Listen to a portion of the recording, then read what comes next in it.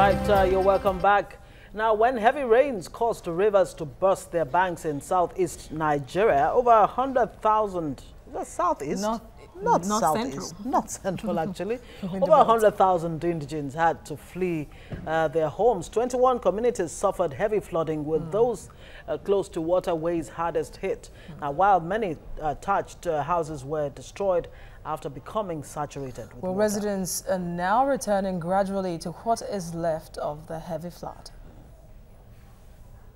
Joining us to discuss this issue is an environmentalist, Dr. Philip Ode. Good morning to you, Doctor, and thank you for joining us on this show. Thank you for having me. Yes, thank you. Why is it difficult, really, for Nigeria to be able to tackle flood effectively? Because it's a recurring problem.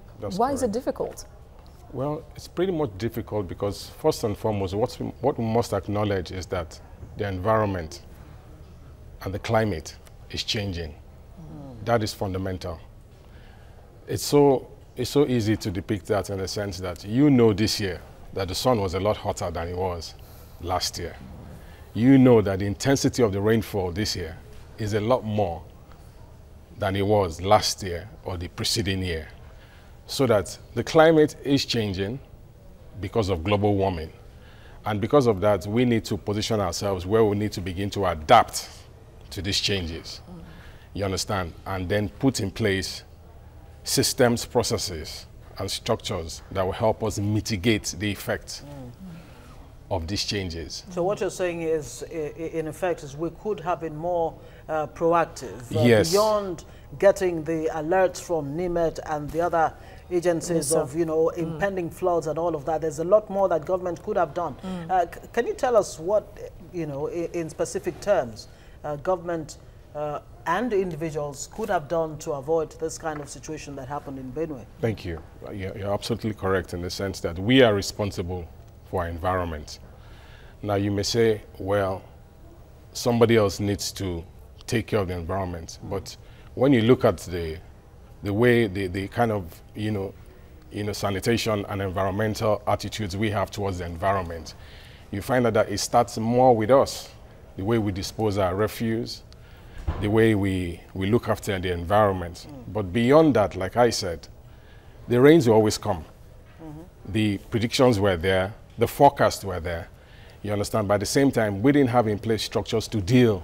We hadn't put in place structures to deal with this rainfall because nobody knew it was going to be like this. If you look at 2012, which was about 5 years ago, this same thing happened in Benue. Yes. 50,000 people were displaced. This is 5 years after, 110,000 people have been displaced. That is a huge amount. We know the strategic nature of Benue State, being the food basket of the nation. Indeed. So ultimately now, the food supply chain in our country has been impacted upon as a result of this flooding. You have the issue of forced migration. You're so correct when you said 21 communities. We're talking about the 110,000 people displaced. Yes. Over 3,000 households, spanning over 12 local governments. And officials will even tell you that they don't have accurate data to actually tell us the level of, casualty level. Casualty level, yes. Yes, lives have been lost without a doubt. It's so easy for us to sit here and say, pray for Houston, because it's in our face. I was at a gathering and we were talking about praying for Benue, and somebody asked, what is happening in Benue? And it fell back to us that, is it that the local media, like you guys, are not pushing it out there that this is what is happening in our own country? Back home, exactly. But here we're more concerned with what's happening in Houston because we're seeing it there every day. It's in our face. CNN and international media are pushing it to us. And then the world knew that Hurricane Javi was coming. Yes. So it brings us to the need for warning systems, apart from forecasts now every year. But warning systems, once it is coming, international media were on it. That, okay, that's right. Hurricane Javi was going to make landfall at this time around. But you see that it is not so in Nigeria. There is an inertia of flood risk data for the government to effectively tackle flood reduction in the country. Right. So that even what happened, Hurricane Javi, you can't stop it. But what you could do was mitigate the effects. You see, but here we don't have that. But look at what happened in Lekki, the flooding in Lekki. Yeah. At the same time it was flooding in Lekki, it was flooding in Philippines. In Suleja, Suleja was wiped out. There was flash floods in Suleja. You see, so it's not more a localized Nigerian thing. It's global. Hurricane Harvey was happening right there in Houston, but here in Benue, we're experiencing flooding. And speaking of flash floods, we hear that flash floods actually occur more because of human mistakes. Yes, human element. The human element, thank you. Yes. So that is why we're facing what we're facing now. And of course, government has been criticized too for its poor handling in terms of response to the Benue issue. I want you to look the federal at government, they did what they could do. The response was good. They've set up 2 IDP camps. You know, but NEMA can only do as much. That is why there's a need for us to push it global and get foreign, you know, support for what is happening. Because you look at the drainage channels, a lot of people say, the drainage channels have been infringed upon. But beyond those drainage channels, the intensity of the rain, those channels can't cope with it. That's what happened here in Lagos.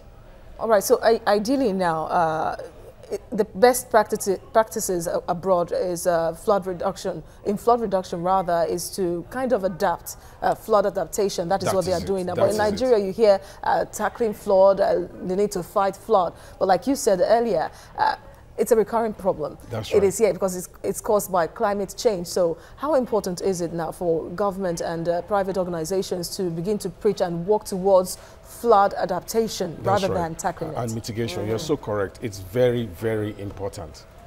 Because what we have in Benue State is a national disaster.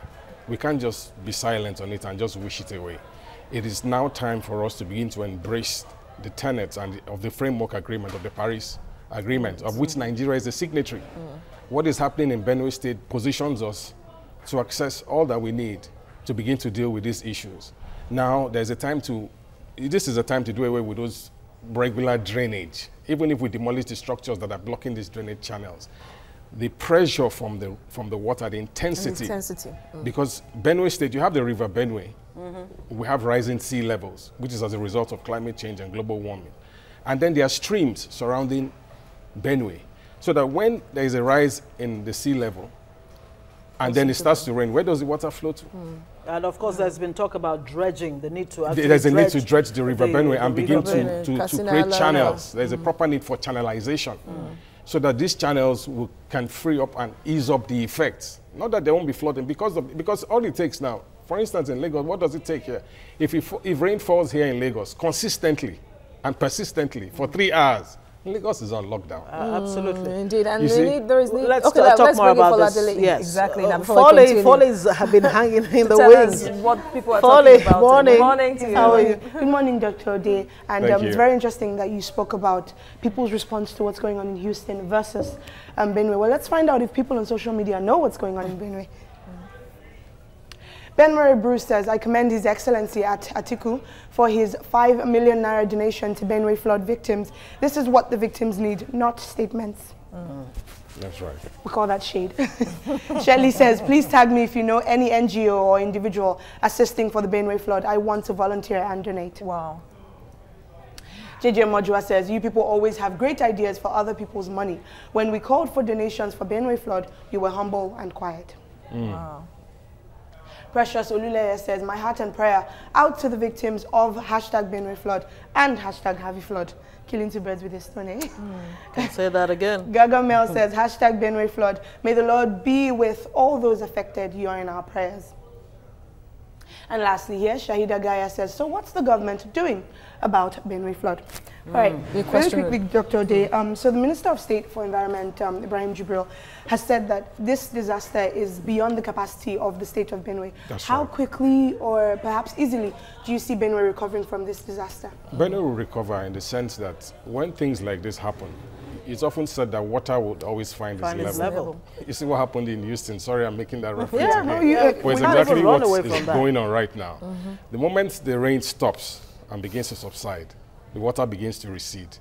But it's the after effects now that we have to deal with. These people have been displaced. They've been forced to migrate to other communities.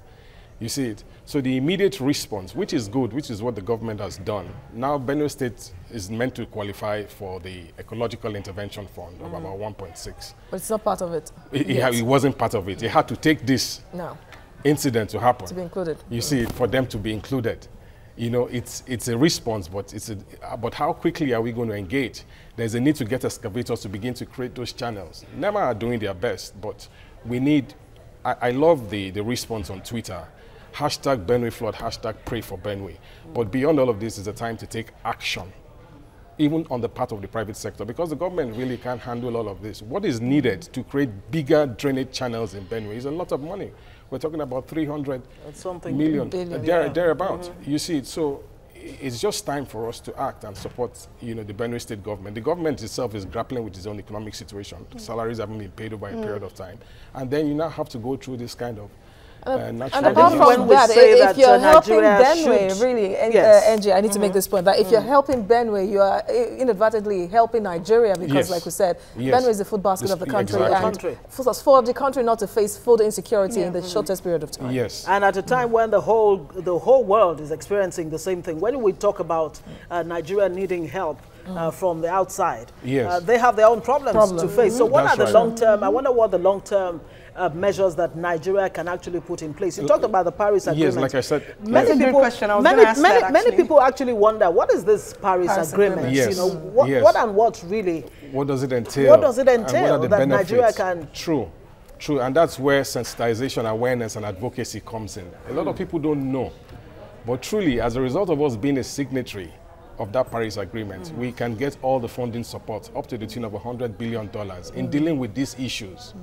Because the global change challenge and global warming is really, like it sounds, is global. It's not localized. It's happening all over the world. But the third world countries on this side, we are the ones who are going to suffer the most. You see, the glass flaring, you know, the carbon emissions, even from refineries all over the world, is hitting Africa and Nigeria particularly the more. But why we even wait for help from outside? Let's even talk about what we can do inside, because we don't want to be back here next year talking about the same thing. And it was something we talked about when the Lekki flooding and the Silesia floodings happened. We said, look, this is something that we know is going to happen. So how can we prevent it? Yes, we can't prevent it. We can only mitigate the effects. The effects, right. We can't stop it. It's nature at work here. You see, it's going to rain. The sun is going to shine. It's not just Nigeria. In the UK, they are preparing for the flood to come. Some have elevated even their houses to a level. They're preparing. Thank you. That was what you said earlier. You see, when we get this forecast, what are we doing? But we sit back and wait for it to happen, because we are more reactionary than responsive. And prayerful. Tend to wish it away. And prayerful. And then when it happens, we begin to pray. You see, but it's also time for the government to release those funds, to begin to engage. When I say engage, it's to take action. You see it. And why I always make reference to the Paris Agreement is because under the Paris Agreement, we can begin to embrace climate-smart agriculture, especially for a place like Benue, being the food basket of the nature, and then begin to build climate-smart cities. We can't change what is now. That's why if you make reference to a place like Netherlands or Venice, you say, why doesn't it happen there? No, from inception, they already had it in mind that this was how they were going to build that city. And so there's so many channels and outlets. You just see like access roads always flowing. But no, we didn't build with that mindset. But the climate is changing. There's global warming. The climate is changing. It's getting hotter. I don't want to be a prophet of doom to say next year is going to be tougher. Worse, of course. You see, but if you find out now what you're doing, if you see people pay more attention now to the weather forecast, unlike before. Now you probably have a weather app on your phone. Oh yeah. Quick to check, is it going to rain today? What if I go to Lekki? I don't want to get caught up. That's what happened in Benue. It was just out of the blues. That this rain fell for 5 hours at a particular consistent level and persistently. But can we really say that it was out of the blue? Because Benue State was one of the states that was warned that it was going to get enough They were warned, quite right. To actually corroborate what you're saying, 6 of those communities were actually listed as they're going to have impact by the meteorological agency. Course, knowing that Nigeria went through a very dark period in 2012 when it rained heavily, about 32 states were affected and 24 severely affected. One would have thought that by this time around, Nigerians would have been more conscious and be proactive, really. Yes, true. So the whole idea for us now is to begin to take steps.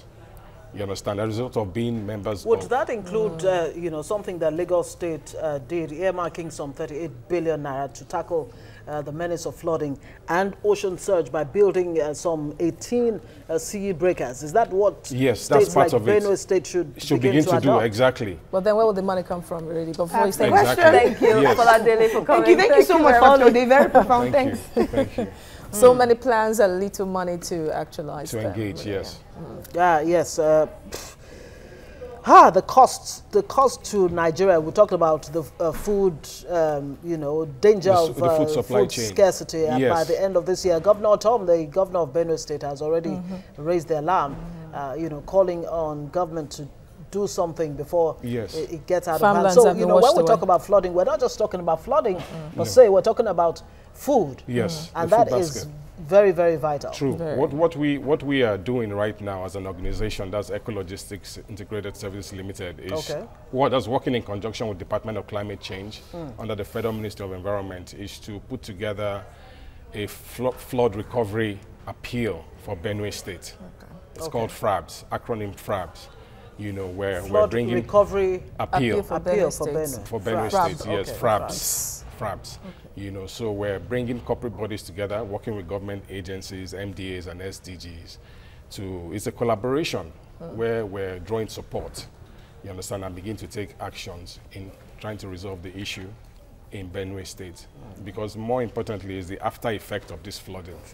You know, I can assure you those people can't come back to those communities. Health hazards. There are health hazards, there are serious health implications. You know, so these camps now, they're overwhelmed. NEMA can only do as much. We're talking about 110,000 people. You need to feed them, provide them health services. It's a huge challenge. Especially as the world marks International Day of Charity. Who knew that this is a time? This is a time. So we're going to push it out there. What we're doing hearing that, you know, some government of, you know, people like Atiku and the rest of them are contributing. And of course, the Nigeria Air Force too, we hear, has inaugurated a medical assistance program. Yes, we're also involving the private sector too. Those people with goodwill who know that, look, this can happen to anybody. All right, thank you very much, Dr. Philip Ode, environmentalist. Thank you for coming to TVC News. Thank you for having me. For the show. Thank you.